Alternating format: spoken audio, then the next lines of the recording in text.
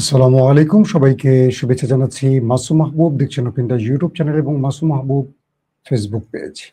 পৃথিবীর যে প্রান্ত থেকে যারা দেখছেন সবার জন্য শুভকামনা, ভালোবাসা। দর্শক, ভারত যে কোনোভাবে তারেক রহমানকে তার দেশে টেনে নিতে চাইছে। হঠাৎ করে বিএনপি সরকার বা তারেক রহমানের জন্য এতটা ব্যাকুল কেন ভারত? এটার নেপথ্যে অনেকগুলো কারণ থাকতে পারে। পাশাপাশি বাংলাদেশে থাকা ভারতীয় দোসর, ভারতীয় এজেন্ট, গণমাধ্যম কর্মী, বুদ্ধিজীবী, কলামিস্ট, বিভিন্ন পেশার গুরুত্বপূর্ণ ব্যক্তিরা তারেক রহমানকে পারলে ঠেলে যেন ভারতে পাঠায়। আসলে কারণ কি? তারেক রহমানের এই সফরটি ঘিরে ভারতের সম্ভাব্য টার্গেট কি হতে পারে এবং ভারত বাংলাদেশকে নিয়ে রীতিমতো টেনশনে আছে, এর কারণ কি? এই বিষয়গুলোর সংক্ষিপ্ত সময় যতটুকু সম্ভব ব্যাখ্যা করতে চাই। আশা করি আপনারা শুনতে এবং দেখতে পাচ্ছেন, কোনো প্রবলেম হচ্ছে না। প্রিয় দর্শক, শেখ হাসিনা তার একটি বক্তব্য পুরো বাংলাদেশে আলোচিত সমালোচিত হয়েছিল। সেটি কি? আমরা ভারতকে যা দিয়েছি ভারত তা কখনো ভুলবে না। মনে আছে? ওবায়দুল কাদের সাভারে বলেছিলেন, ভারত যেই দিকে আছে আমরা সেই দিকে আছি, অর্থাৎ ভারত যা চাইবে বাংলাদেশ সেইভাবে চলবে। শেখ হাসিনার আমলে বাংলাদেশ মূলত একটি পরাধীন রাষ্ট্র ছিল, অর্থাৎ বাংলাদেশের সিদ্ধান্তগুলো নিয়ে দিত ভারত, আর সেই সিদ্ধান্ত বাস্তবায়ন করতো শেখ হাসিনা এবং পুরো আওয়ামী লীগ, সেটাকে বাংলাদেশে বসে তার ক্ষমতা ব্যবহারের মাধ্যমে। একজন পুলিশ কর্তা যদি মনে করেন যে তার প্রমোশন দরকার, সোশ্যাল মিডিয়াতে প্রকাশ্যে ভারতের পক্ষে দাঁড়াতেন, নরেন্দ্র মোদীর গুণগান গাইতেন। আমার পরিচিত বেশ কয়েকজন পুলিশের নাম বলি। মোদীর বাংলাদেশ সফরের আগে যখন পুরো বাংলাদেশ ক্ষোভে ফেটে পড়ছিল, আমার দেখা অনেক পুলিশ অফিসারকে দেখেছি নরেন্দ্র মোদীর পক্ষে স্লোগান তুলছেন, একদম প্রকাশ্যে সরকারি পদে বসে, এবং মোদীর আগমনকে স্বাগত জানিয়েছিলেন। ঠিক তার পরের ৩-৪ মাসের মধ্যে এরা প্রত্যেকে প্রমোশন পেয়েছে গুরুত্বপূর্ণ পদে। অর্থাৎ বাংলাদেশে যারা মন্ত্রী হবেন, যারা গুরুত্বপূর্ণ পদে আমলা হবেন, পুলিশ প্রশাসনে গুরুত্বপূর্ণ পদায়ন চান, প্রত্যেকে এক প্রকার ভারত তোষণ করেছেন, ভারতের পক্ষে দাঁড়িয়েছেন নিজের দেশকে বাদ দিয়ে। আমরা ১৫.৫ বছর পর প্রফেসর ইউনূসের শাসন ব্যবস্থায় দেখেছি যে বাংলাদেশের মানুষ ভারতের বিপক্ষে দাঁড়াবার সাহস পেয়েছে, দিল্লি না ঢাকা স্লোগান তোলার সাহস পেয়েছে। দর্শক, ইম্পর্টেন্ট বক্তব্যটা এখানে নয়। তারেক রহমান ক্ষমতায় বসার আগে নরেন্দ্র মোদী সরকার বলেছিল বা ভারত বলেছিল তারা ইউনূস নয়, তারা গণতান্ত্রিক সরকারের সাথে সম্পর্ক করবে। তার প্রধান কারণ, তারা ধরেই নিয়েছিলেন বিএনপি ক্ষমতায় আসবে এবং বিএনপির ভেতরে থাকা একটা বিশাল সিনিয়র বা বড় বড় নেতা যারা এখন বড় বড় পদে মন্ত্রিত্বে আছেন, তারা ভারত সমর্থিত বলে অভিযোগ রয়েছে। আওয়ামী লীগ দুঃখিত, ভারত মনে করছে তারেক রহমান এককভাবে রাষ্ট্র চালাবেন না, তার নীতি নির্ধারকদের একটা বড় সংখ্যক ভারত প্রেমী, তারাই তারেক রহমানকে ডাইভার্ট করবে। কিন্তু বিপত্তিটা ঘটেছে কোথায়? ভারত একাধিকবার যখন তারেক রহমানকে, বাংলাদেশের প্রধানমন্ত্রীকে দাওয়াত দিচ্ছেন, প্রথমবার দাওয়াতে তাকে প্রধানমন্ত্রী উল্লেখ করেননি। তাকে মানে তারেক রহমানকে যে চিঠিটি পাঠানো হয়েছিল সেখানে তার বাংলাদেশের প্রাইম মিনিস্টার শব্দটা ব্যবহার করেনি। এরপরে আবারও একাধিকবার বাংলাদেশের প্রধানমন্ত্রীকে দাওয়াত দেওয়া হয়েছে। বাংলাদেশ এই ব্যাপারে কোনো পজিটিভ উত্তর দেয়নি। বাংলাদেশ বলছে তারা ভাবছে দুটো শর্ত জুড়ে দিয়েছিল বাংলাদেশ, যে শেখ হাসিনা এবং আওয়ামী লীগের দোসরদের, অপরাধীদের বন্দি বিনিময় আইন অনুযায়ী বাংলাদেশের কাছে ফেরত দিতে হবে। আর দ্বিতীয়টি ছিল শরীফ ওসমান হাদির হত্যাকারীকে ফেরত। এই দুটো যদি ভারত করে, মানে বাংলাদেশের এই দুটো শর্ত যদি মেনে নেয়, তাহলে বাংলাদেশের প্রধানমন্ত্রী তারেক রহমান ভারত সফরের ব্যাপারে চিন্তা করবেন। এখানে আটকে গেছে। এটা নেপথ্যে আরো অনেক হিসেব নিকেশ আছে। হিসেব নিকেশ কি? এই মুহূর্তে তারেক রহমানকে নরেন্দ্র মোদীর দরকার, খুব দরকার। কারণ পুরো ভারতের চারপাশে যতগুলো দেশ আছে প্রত্যেকটা ভারতের ব্লক থেকে বেরিয়ে গেছে, এরা চীন ব্লকে ঢুকে পড়েছে। অর্থাৎ একমাত্র দেশ ছিল বাংলাদেশ যারা ভারতের পক্ষে ছিল, হাসিনার পতনের মাধ্যমে সেটিও হাতছাড়া হয়ে গেছে নরেন্দ্র মোদীর শাসন ব্যবস্থা বা অপশাসনের মধ্যে।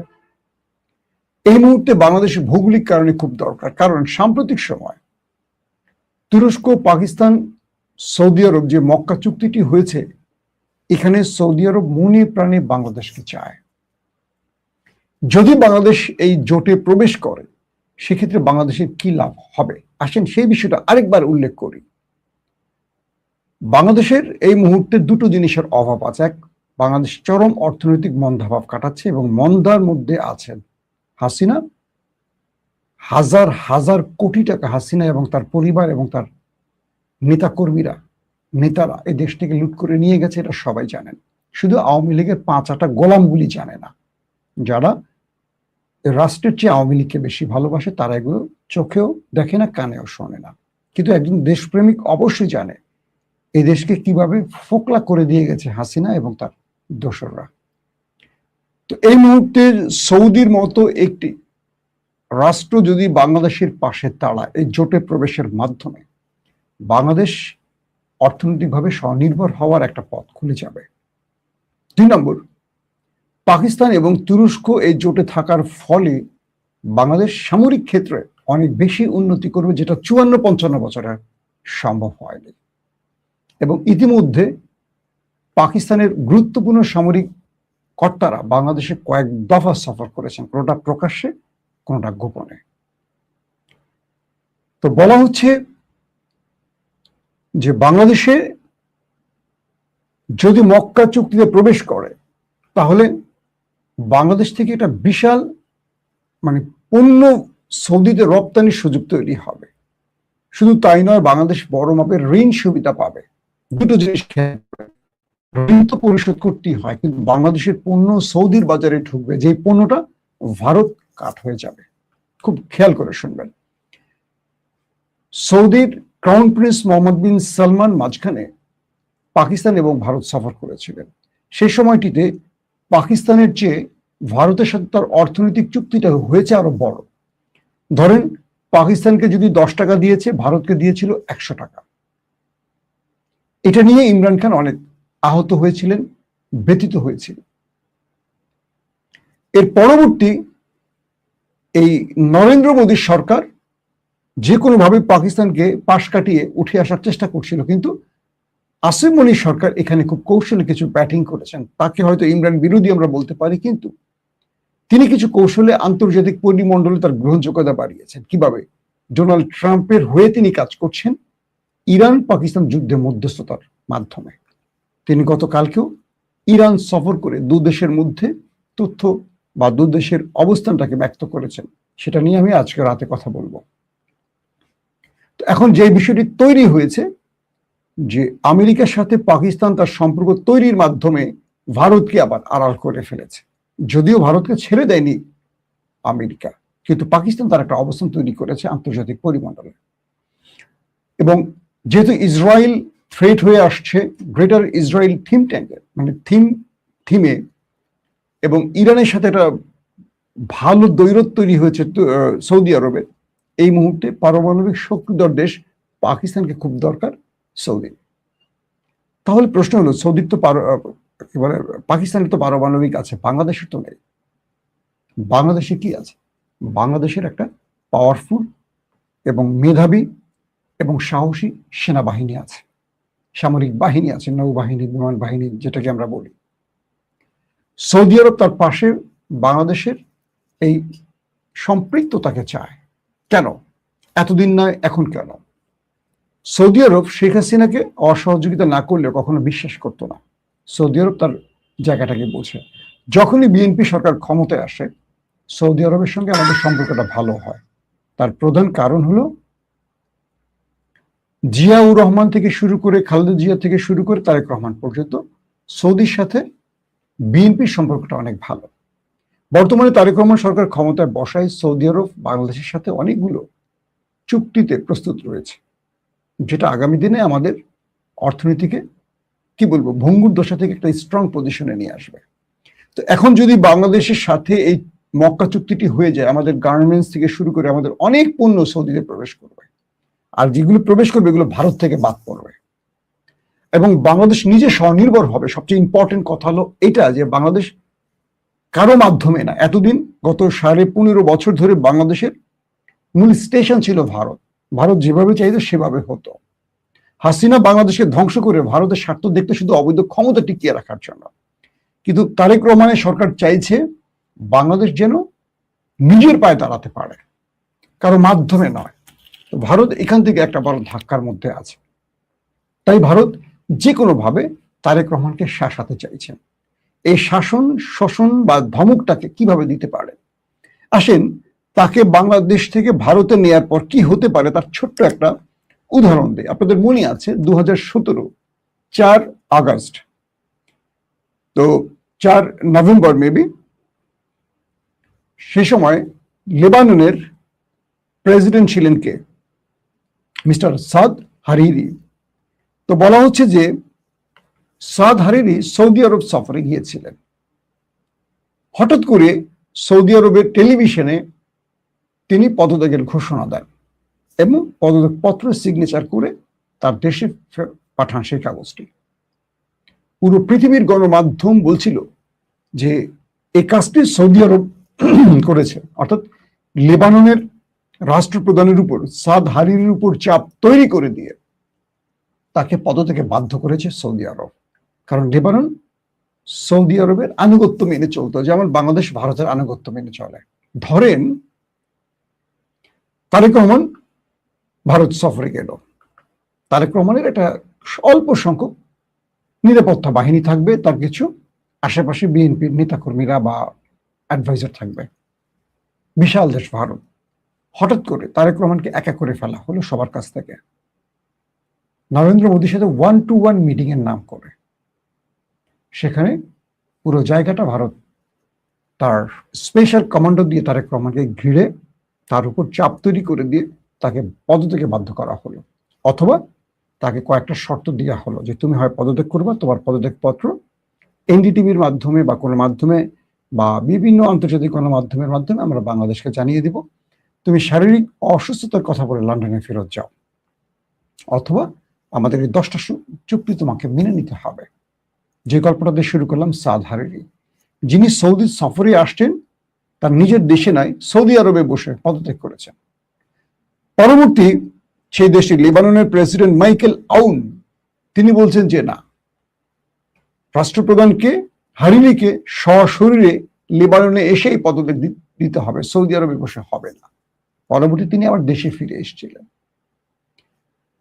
তো সৌদি তো এরকম দখলদার সাম্রাজ্যবাদী রাষ্ট্র না, তারপর তার স্বার্থের এগেনস্টে গেলে এমন কিছু ঘটতে পারে। যেই তারেক রহমানকে মাইনাস করার জন্য তার বিরুদ্ধে একটার পর একটা ডজন ডজন মামলা করা হলো ভারতের নির্দেশে, শেখ হাসিনার পক্ষ থেকে। 18 বছর যিনি প্রবাসে এক প্রকার পালাতক হিসেবেই ছিলেন, যে বিএনপিকে 15.5 বছর ধরে নির্যাতন করতে করতে দেয়ালের একদম মানে দেয়ালের সাথে পিঠ ঠেকিয়ে দিয়েছে। বেগম জিয়াকে কারাগারে নিয়ে স্লো পয়জনিং করে হত্যা করা হয়েছে। সেই বিএনপি যদি আবারও ভারতকে বিশ্বাস করে, সেম জিয়াউর রহমানের পরিণতি হবে। কারণ জিয়াউর রহমান ভারতের বিরুদ্ধে দাঁড়িয়ে একটা স্বনির্ভর বাংলা বা একটা স্বাধীন বাংলা গড়ার যে চেষ্টা করছিলেন, এটা ছিল তার হত্যার প্রধান কারণ। যদিও বলা হয় তাকে মঞ্জু মেরেছে, অমুক মেরেছে, এরশাদ মেরেছে, মূল প্ল্যানার ছিল ওই একটি দেশ, এটা আপনারা জানেন। এবং তার হত্যার আগে জিয়াউর রহমান এমন এমন কিছু সিদ্ধান্ত নিচ্ছিল যেটা ভারতের বিরুদ্ধে যাচ্ছিল। এটা হিস্টোরিক্যাল, এটা পড়ে দেখেন। এই বইগুলো ব্যক্তিগতভাবে আমার পড়া হয়েছে এবং ডকুমেন্টারি তৈরির জন্য তারেক রহমান যখন আমাদেরকে ডকুমেন্টারি বানাতেন লন্ডনে বসে থাকার অবস্থায়, হিউজ বই পড়েছি, তখন আমি জিয়াউর রহমানের উপর স্টাডি করতে গিয়ে এই তথ্যগুলো পেয়েছি। বিএনপি এই হত্যাগুলোর বিচার চাইতে পারেনি, কারণ প্রতিবেশী অনেক স্ট্রং পাওয়ারফুল একটা দেশ, কে চাইবে তার বিচার? তো তারেক রহমানের ভারত সফরটা খুবই ভয়ঙ্কর হতে পারে, আতঙ্কের হতে পারে, কারণ এই তারেককে রাজনীতি থেকে মাইনাস রাখার জন্য এই ভারত যা করা সব করছে। 10 ট্রাক অস্ত্র মামলায় বাবরের মৃত্যুদণ্ড, তারেক রহমান, আরো জামাতের অনেকের অনেক কিছু ঘটলো। এখন এই ভারত তারেক রহমানকে বুকে জড়াবে, ফুল দিয়ে গ্রহণ করবে, নাকি তাকে ব্ল্যাকমেল করবে, তাকে কি করতে পারে, এই জিনিসগুলো তারেক রহমানকে মাথায় রাখতে হবে। এখন অনেকে বলবেন, মাসুম ভাই আপনি কি গাঁজা খাইছেন, এটা কি সম্ভব? হ্যাঁ, এটা সম্ভব। আমেরিকা মাদুরোকে তার দেশ থেকে, ভেনেজুয়েলা থেকে তুলে নিয়ে গেছে, কারণ তার ডানে বামে সবগুলো আমেরিকার কাছে বিক্রি হয়ে গেছে। বাংলাদেশে যারা বিএনপি করে, আবারও জোর দিয়ে বলি, জিয়া পরিবারের বাইরে যারা আছেন এদের প্রত্যেকে কেনা যায়, খুব মামুলি টাকা কেনা যায়। বেগম জিয়ার মুখের একটা বাণী বলি, তিনি বলছিলেন কিভাবে আন্দোলন সফল করবো, এটা ওপেন না, তার সাথে ডিসকাশনে বলছিলেন। আমি তো নিজেই বুঝতেছি না আমার দলের মধ্যে কয়জন আওয়ামী লীগের ঘরে গিয়ে খাবার খায়।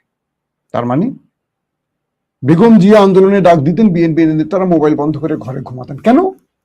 কারণ তাদের ব্যবসা বাণিজ্য চলছিল। আওয়ামী লীগ তাদেরকে প্রতি মাসে মাসোহারা দিত, তাদের ব্যবসা বাণিজ্য বন্ধ করেনি। আর এই রাজনীতিবিদরা তো রাজনীতি করে শুধু অর্থের জন্য। তারা ধরে নিয়েছে আওয়ামী লীগ অনেক বছর, আওয়ামী লীগ সারা জীবনই ক্ষমতা থাকবে, বিএনপি আসবে না, তাহলে তাদের ব্যবসাটা বন্ধ করতে হবে কেন? তাহলে তারা আওয়ামী লীগের সাথে আতাত করে ব্যবসা করুক। তারা তাই করেছে। তারা বিএনপি করেছে, কিন্তু দিন শেষে হাজিরা দিয়েছে আওয়ামী লীগের ঘরে, যার কারণে 15.5 বছরে আওয়ামী লীগের কিছু হয়নি। আর আওয়ামী লীগও চেয়েছে এরা বিএনপি থেকে আওয়ামী লীগে যাওয়া দরকার নেই, এরা বিএনপির ঘরেই থাকবে, কিন্তু আওয়ামী লীগের স্বার্থ বাস্তবায়ন হবে। তারেক রহমান খুব ভালো করে জানে তার বাবাকে বিএনপির মধ্যে লোকেরাই মেরেছিল, সম্পৃক্ত ছিল। ভবিষ্যতে তার জন্য কোনো বিপদ আসলে সেটা বিএনপির ঘর থেকেই আসবে, কিন্তু তিনি একটা সিন্ডিকেটের মধ্যে আটকে আছেন।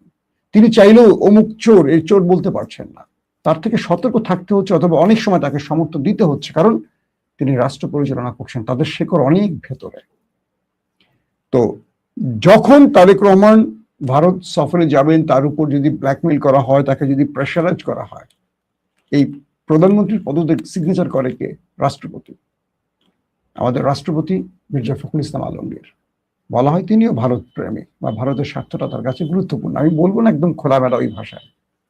বাংলাদেশে এই মুহূর্তে যারা বিএনপির সিনিয়র লিডার আছেন, কজন আছেন যারা ভারতের বিরুদ্ধে?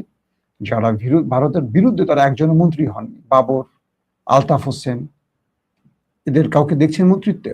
আরো গুরুত্বপূর্ণ অনেক আছেন যাদের নাম না বলি, কিন্তু যারা ভারতের পক্ষের এরা মোটামুটি সবাই এবার মন্ত্রী হয়েছে।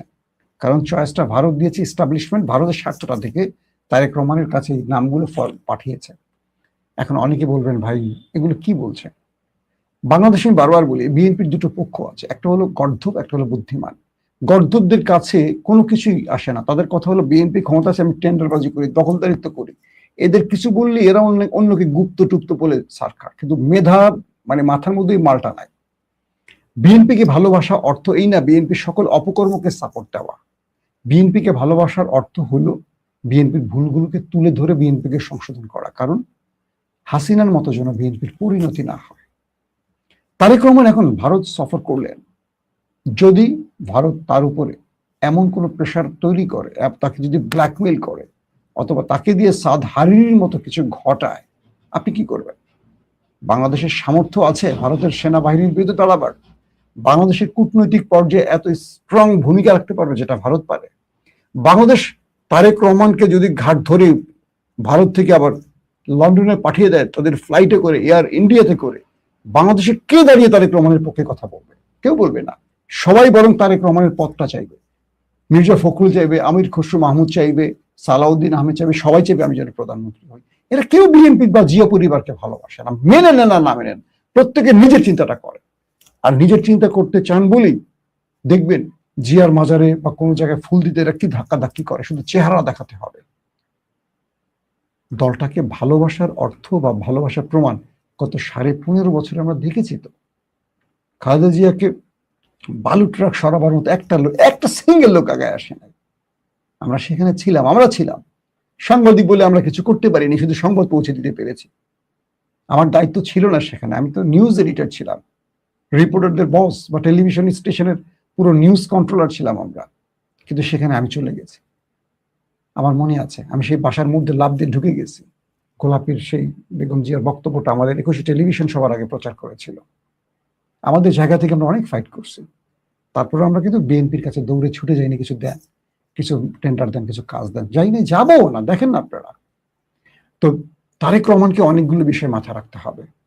যে বিএনপিকে বা যে তারেক রহমানকে মাইনাসের জন্য সবকিছু করেছে ভারত, সেই ভারত তারেক রহমানকে বুকে জড়াবে না। বুকে জড়ালেও বুকে কাঁটাযুক্ত থাকবে। অনেকগুলো চিন্তা তারেক রহমানকে করতে হবে, কারণ এত বড় একটা দেশ তারেক রহমানকে আটকে দিলে, মেরে দিলে, গুম করলে কিচ্ছু করার নাই, আপনি কি করবেন? কারণ তারেক রহমান এখনো বড় বড় অনেক চুক্তিগুলো অসম্পূর্ণ রেখেছেন। তাকে আগে চীনের সাথে অনেকগুলো চুক্তিতে আসতে হবে, পাকিস্তানের সাথে আসতে হবে, তুরস্কের সাথে আসতে হবে, সৌদি আরবের সাথে আসতে হবে, অর্থাৎ ইন্ডিয়ার বিরুদ্ধে যারা দাঁড়াতে পারবে এরকম শক্তিধর দেশের সাথে বাংলাদেশকে সেই জায়গাগুলোতে আগে চুক্তিবদ্ধ হতে হবে। তারেক রহমানের জন্য আরো বিপদ সংবাদ, মানে ভারতের জন্য আরো বড় বিপদ হতে পারে। তারেক রহমান যেই চিন্তা করে এগুচ্ছেন, সেই চিন্তাগুলো বাস্তবায়ন হলে বাংলাদেশ ভারত ব্লক থেকে বেরিয়ে যাবে। বাংলাদেশকে ভারতের প্রয়োজন হবে না। বাংলাদেশের কোনো ক্ষেত্রে আর ভারত আটকে রাখতে পারবে না। একটা দেশের স্বাধীন পররাষ্ট্রনীতি তৈরি, স্বাধীন অর্থনীতি তৈরি, একটা দেশের মানে ক্ষমতা কে বসবে না বসবে ভোটাধিকার মাধ্যমে তো আসলে ক্ষমতায় বসে না। এই জায়গা থেকে বাংলাদেশ বেরিয়ে যাওয়া মানে এত লম্বা 54-55 বছর ধরে মানে ভারতের যে ইনভেস্ট সব ব্যর্থ হয়ে যাবে। তাই বাংলাদেশের পররাষ্ট্র প্রতিমন্ত্রী, তাকে কিন্তু এখন ভারত টার্গেট করতে যাচ্ছে। তার উপর অনেক রকম পরিকল্পনা নিয়ে কাজ হচ্ছে, কারণ তিনি ভারতের বিরুদ্ধে ইঙ্গিতপূর্ণ অনেকগুলো বক্তব্য ইতিমধ্যে দিয়েছেন। আমার কাছে মনে হয় বাংলাদেশকে দ্রুত মক্কা চুক্তিতে প্রবেশ করতে হবে। বাংলাদেশকে চীনের সাথে সামরিক এবং অনেকগুলো চুক্তিতে ফিরতে হবে। পাকিস্তানের সাথে বাংলাদেশের যৌথ কিছু চুক্তিতে আসতে হবে। এই কথাগুলো আমি গত কয়েকদিন বলছি। তুরস্কের সাথেও এই চুক্তিগুলো করতে হবে। এত দ্রুত তারেক রহমানের ভারত সফর উচিত হবে না। যেসব সাংবাদিকরা, বুদ্ধিজীবীরা, কলামিস্টরা তারেক রহমানকে এখনই পারলে ভারত ঠেলে পাঠান, এগুলো সবগুলো হলো ভারতের বীজ। ভারতের বীজ বাংলাদেশের মাটিতে ফুটে জন্ম নিয়েছে। Be careful. যেসব বিএনপি নেতারা তারেক রহমানকে এখনই ভারত যাওয়ার চাপ দিচ্ছেন, এরা প্রত্যেকেই হবে তারেক রহমানের আগামী দিনের সবচেয়ে বড় কি বলবো মীর জাফর। সিরাজউদ্দৌলার সামনে মীর জাফররা যেভাবে দাঁড়িয়েছে, উমিচাঁদরা, মদনরা দাঁড়িয়েছে, ঘসেটি বেগমরা দাঁড়িয়েছে, এই বিএনপির মধ্যে চরিত্রগুলো আছে। যে যত বড় লিডার হোক না কেন, প্রত্যেকের টার্গেট নিজের চেয়ার, নিজের আসন, নিজের বাণিজ্য, নিজের ব্যবসা। সো তারেক রহমানকে অনেকগুলো হিসেব নিকেশ করে চলতে হবে। আগামী দিন বাংলাদেশ দাঁড়াবে নাকি পুরোপুরি শুয়ে পড়বে। মনে রাখবেন, জিয়া পরিবার শেষ, বাংলাদেশের স্বাধীনতা, সার্বভৌমত্ব অন্ধকারে চলে যাবে। এই দেশ ততদিন স্বপ্ন দেখবে যতদিন জিয়া পরিবারের রক্ত থাকবে। বিএনপি নয়, জিয়া পরিবার। আবারও বলছি, বিএনপি নয়, জিয়া পরিবার। আপনি বিএনপির, জিয়া পরিবারের বাইরে কাউকে বিশ্বাস করতে পারবেন না। বেগম, বিশেষ করে জিয়াউর রহমানকে হত্যা করেছে কোন দেশ আপনারা জানেন। বেগম জিয়াকে স্লো পয়জনিং করে দীর্ঘদিন কারাগারে রেখে হত্যা করেছে কে, সেটাও জানেন। তারেক রহমানকে 18 বছর বিদেশে রেখেছে কি, সেটাও জানেন। তার মানে তারা আপোষ করেনি বলে তাদের উপরে শাস্তিগুলো এসেছে। কিন্তু বাকিরা ভালোই ছিল, বাকিরা কেউ খারাপ ছিল না। সে যেই প্রান্তি থাকুক, শিলং থাকুক আর যেখানে থাকুক, ভালো ছিল। হতে পারে 200 মামলা, ভালো ছিল। সো আমরা বাংলাদেশের শাসন ব্যবস্থা অবশ্যই জিয়া পরিবারের হাতে দেখতে চাই, অন্য কারো হাতে নয়। প্রত্যেকে ভালো থাকবেন। আল্লাহ হাফেজ।